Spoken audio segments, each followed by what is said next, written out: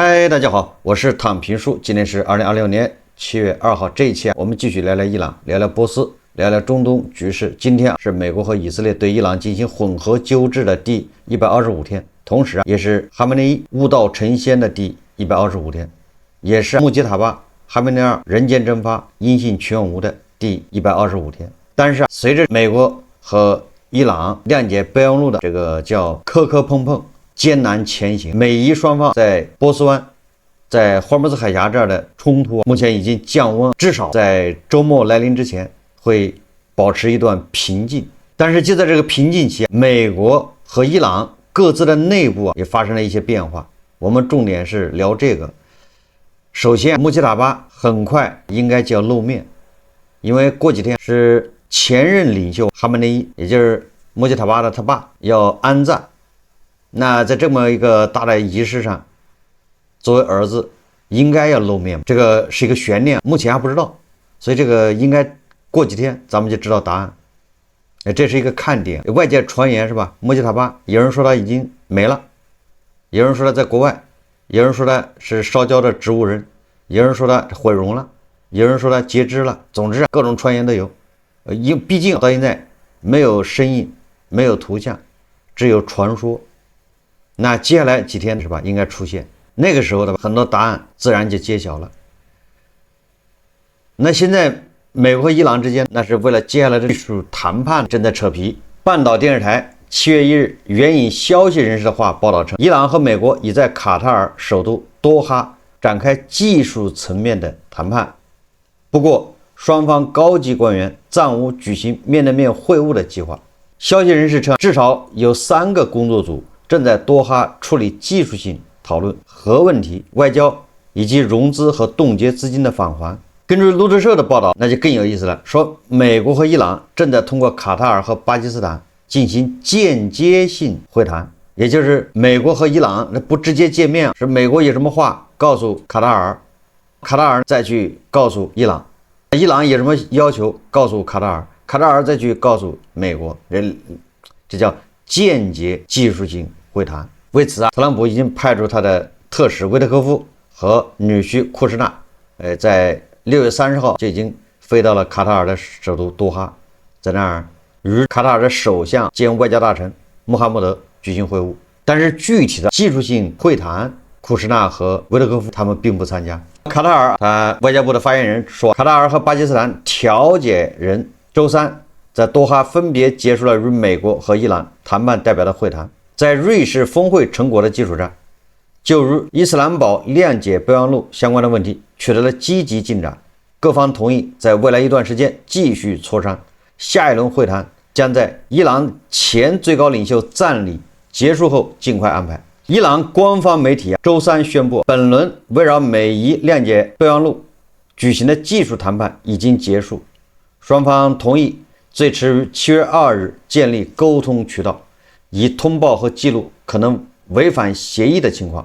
根據法新社報道，特朗普7月1號在登上空軍1號專機前，那個空軍1號應該是阿聯酋送的一架新飛機，裝修好了之後應該是首飛。特朗普在登上這架新的這種叫座駕是吧？之前對媒體說，他說就目前來看，伊朗去核化進展順利，他說我們狠狠打擊了他們，但目前雙方相處得不錯。這是特朗普一貫的說辭。特朗普還說，美國與伊朗在卡塔爾舉行的間接會談中取得了進展。所以說前幾天特朗普說跟伊朗在卡塔爾會談，但是伊朗未對伊朗官方都予以否認，沒有與美國人談判的計劃。但事實說明什麼？確實談判了，只不過是中間隔着一個卡塔爾和巴基斯坦。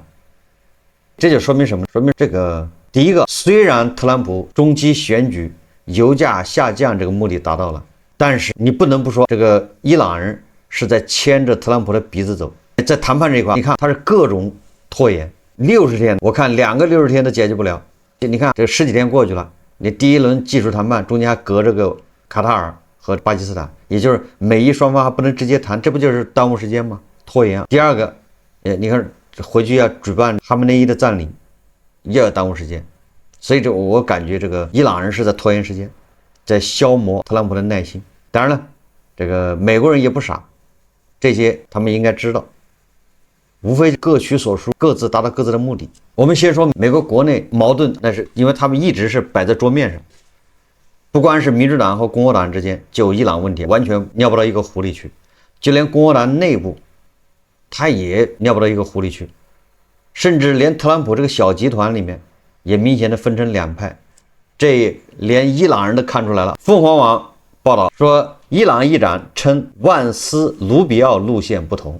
咱們節目也經常說的，萬斯和盧比奧兩人正在競爭。伊朗的議長卡利巴夫他就說，萬斯和盧比奧兩人完全不一樣。美國、伊朗雖然簽署了諒解備忘錄，但是兩國內部都有不同意見。這個我們先說美國國內，後續談判必將一波三折。伊朗議長卡利巴夫說啊，美國政府內部也有兩條不同的路線。這個在6月30號接受伊朗國家電視台採訪的時候說，他說你看，美國內部也存在分歧，美國國務卿盧比奧走的是一條路，而美國副總統萬斯走的是另一條路。所以伊朗人為什麼要找萬斯談判呢？對吧？這都是有原因的。卡利巴夫說，盧比奧日前來到海灣地區，挑動海灣國家反對美伊諒解備忘錄，讓他們反對關於霍爾木茲海峽的安排。我們和這些敵人簽署了諒解備忘錄，我們堅定地遵守它。盧比奧到了海灣，跟海合會這些國家開會，明確表示霍爾木茲海峽不收費，什麼形式的費都不能收，不准玩文字遊戲，你什麼服務費、環境污染費、檢查費、引導費、導航費，這些都是叫文字遊戲，1毛錢別想收，要回到美國伊朗戰爭之前。你看，這是盧比奧，你這不是去給那個萬斯找麻煩嗎？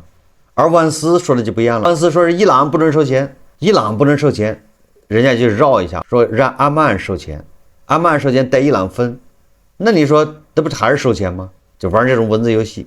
而這個盧比奧去直接就點破了，他跑到海灣國家到這煽動，誰也別收錢，海峽誰也不要玩那個文字遊戲，1分錢別收。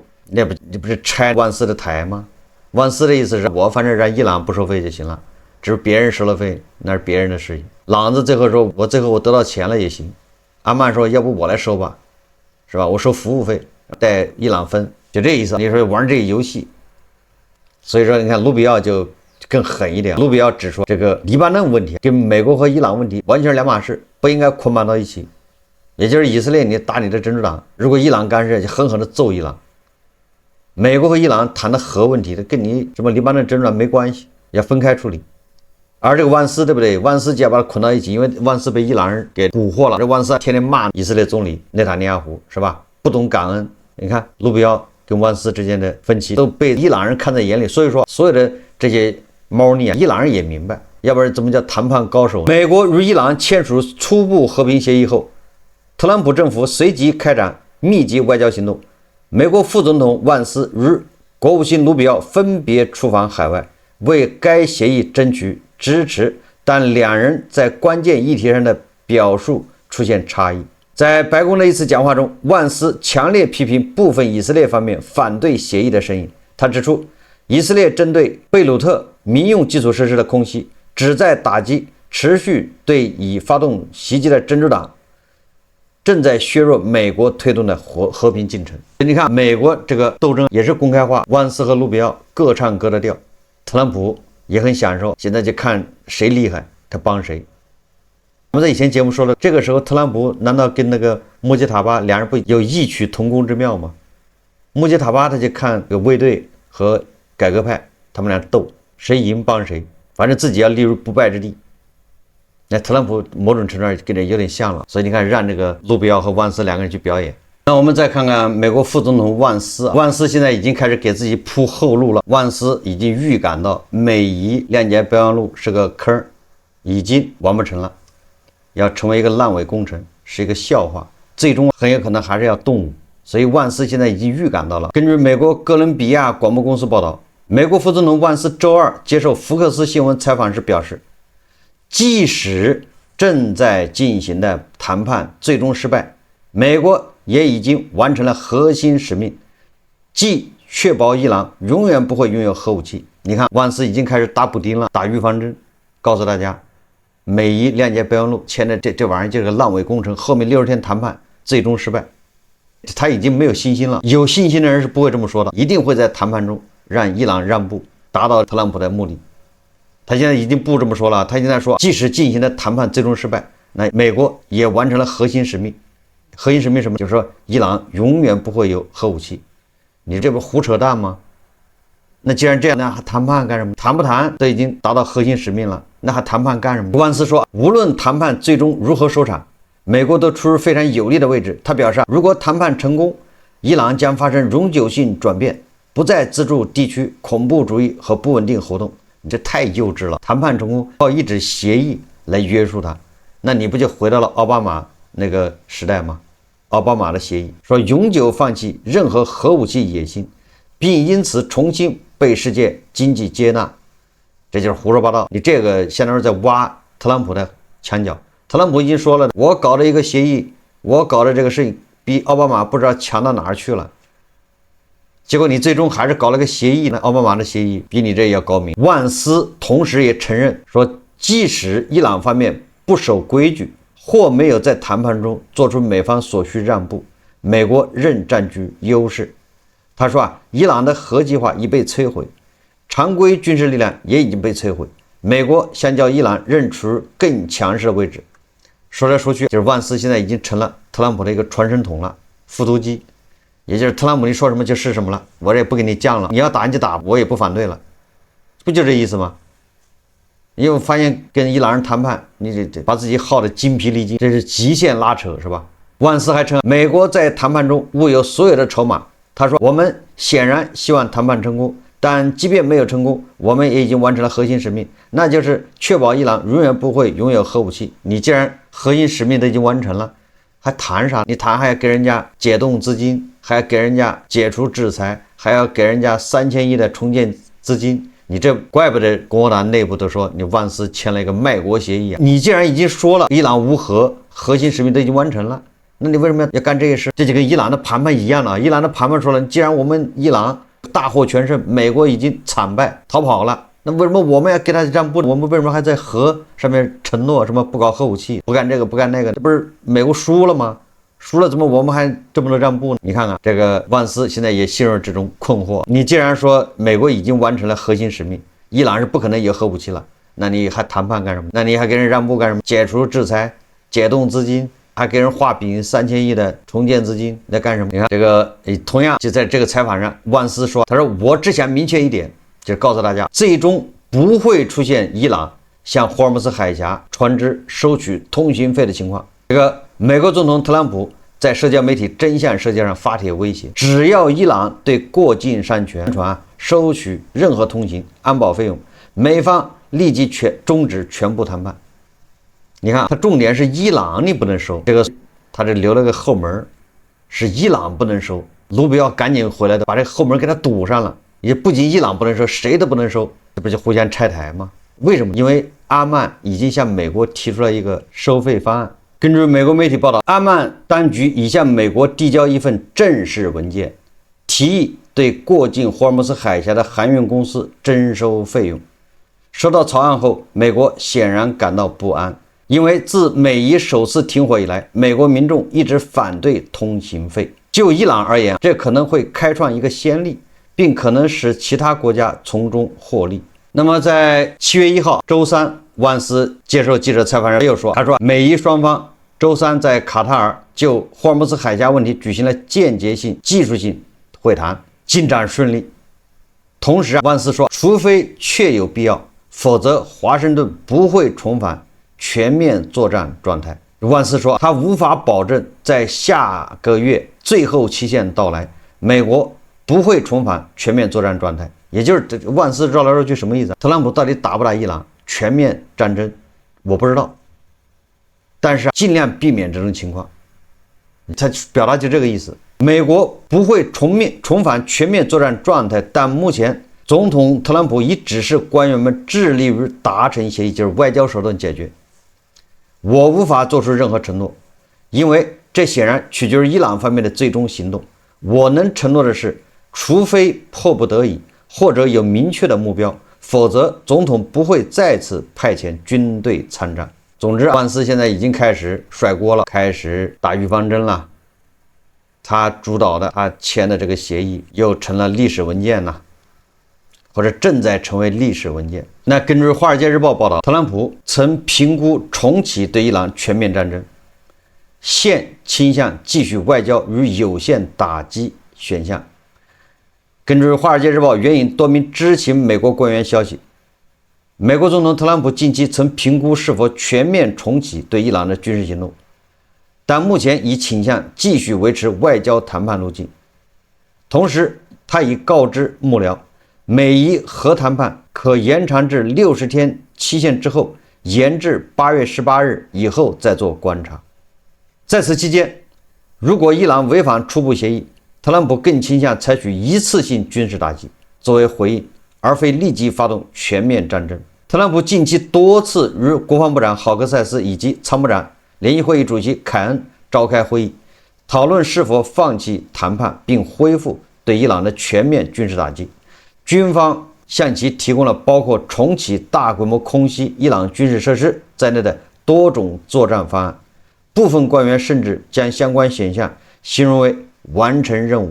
截至目前，特朗普尚未做出具體決定，恐怕雙方都心知肚明，一場大戰不可避免。現在談判只是雙方各自需要，各取所需。你看伊朗方面，伊朗方面就更加强硬。首先，伊朗要求追究發動戰爭人的責任。7月1號，伊朗最高國家安全委員會秘書穆罕默德叫巴盖尔·佐勒加德尔，是个最高安全委员会秘書，類似於紹伊古同志那個位置。他發表聲明，他說伊朗前最高領袖哈梅內伊遇難的責任人將在適當的時候得到懲處，這一時刻不會太晚。並稱為偉大哈梅內伊和伊朗無辜殉道者留下的無辜鮮血復仇已經立案，犯下這些罪行的人將在適當時候被正義之人懲處。什麼意思？關於核武器這塊，這是央視新聞報道。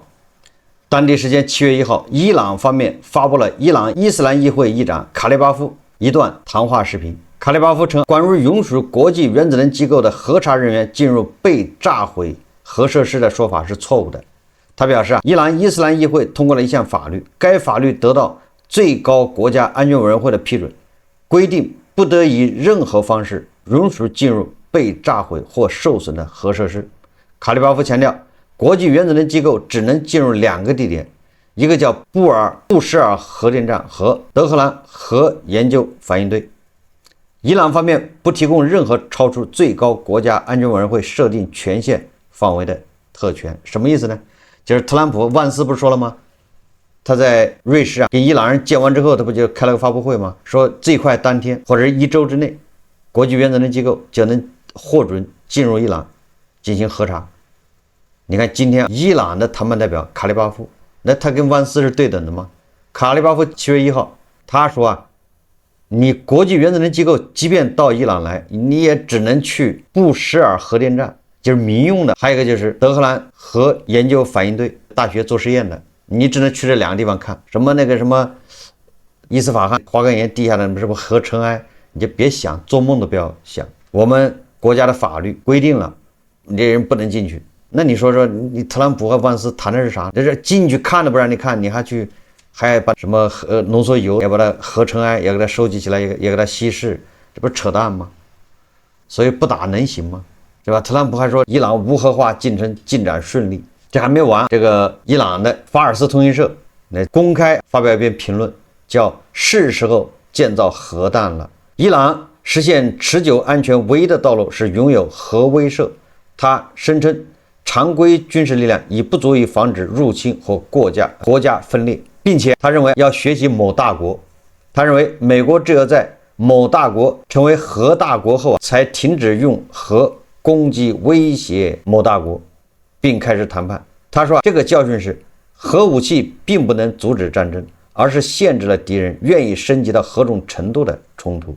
他這個說法不對，某大國有了核武器之後，相反恰恰是蘇聯停止或者減少了威脅。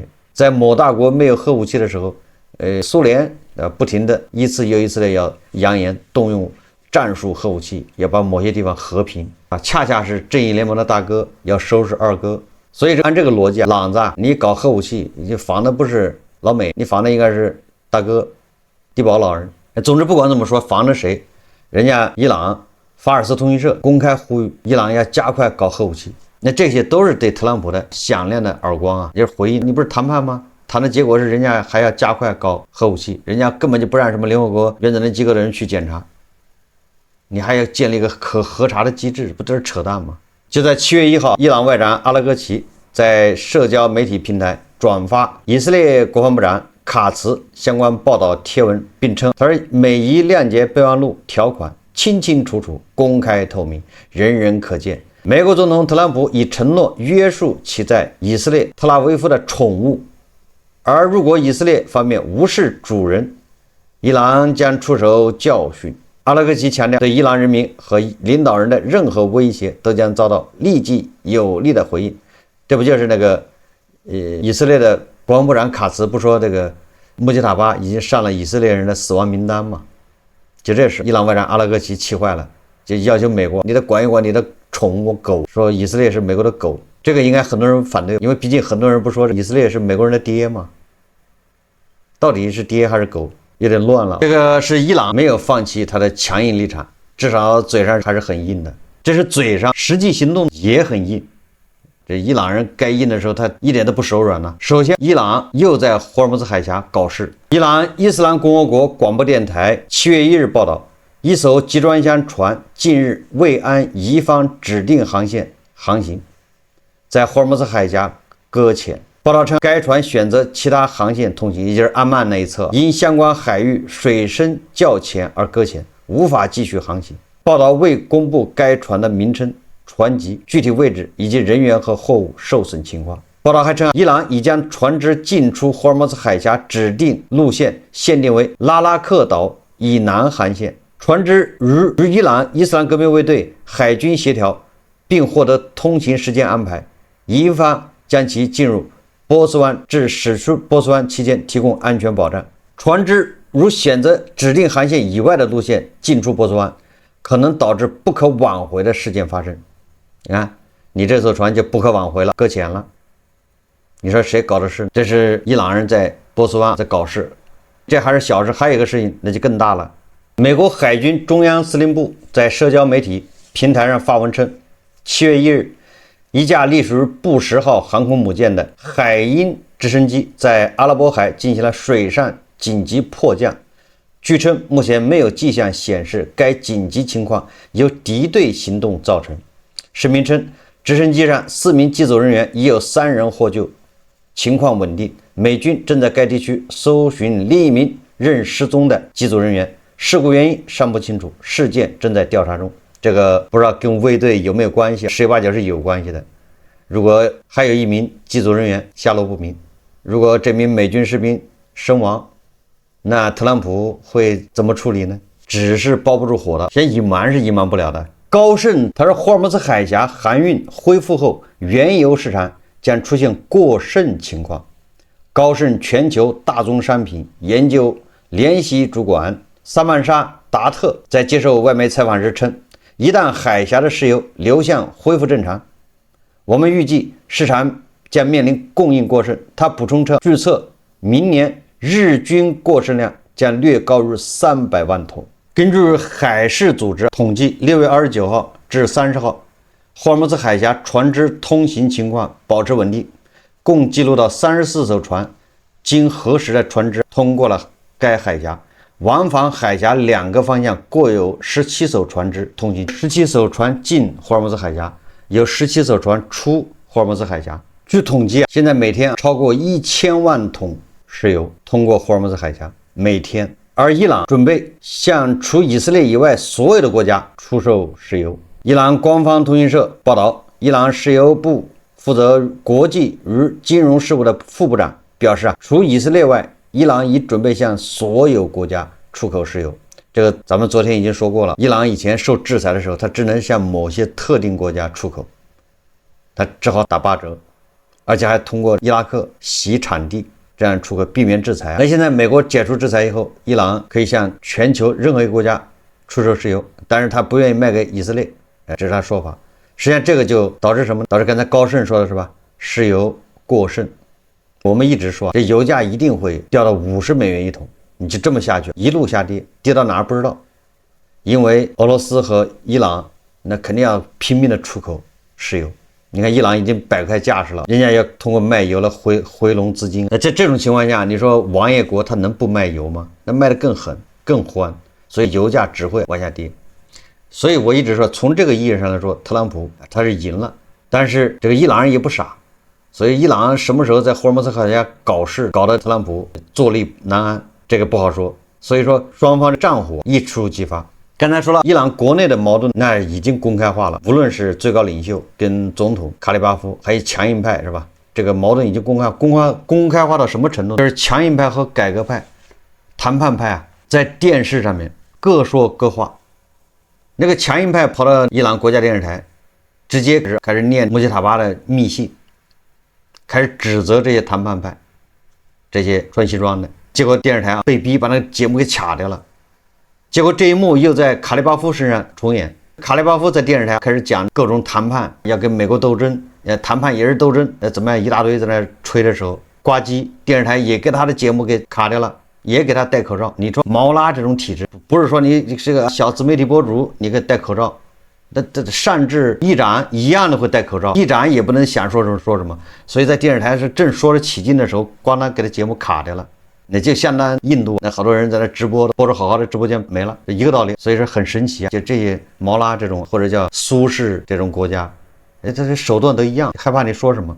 所以說人人自危，不是說你是小卡拉米，你就把你給掐斷，你就是議長一樣的會掐斷，連總統佩泽西江說什麼一樣的也會給他掐斷。審查是針對每一個人，不是說對某一個人。所以伊朗這個叫談判派或者叫務實派，跟這個強硬派鬥爭，那是如影隨形，而且是很難消除，只會越演越烈。這個我們可以密切關注。同樣，美國特朗普小集團內部，萬斯和盧比奧，那也是越來越公開化。那伊朗人也会抓住這個機會離間，利用這種間隙來為伊朗這個強硬派謀利益。那美國人或許也在利用伊朗內部的矛盾，讓他們內鬥，雙方都在利用。所以波斯局勢也很有意思，大家可以密切關注。這不就是現代版的《三國演義》嗎？東漢末年是吧？各種鬥爭，各種內鬥。好，這期節目我們就聊到這裡，感謝大家收看。如果喜歡我的節目，歡迎訂閱、點讚、評論，謝謝大家。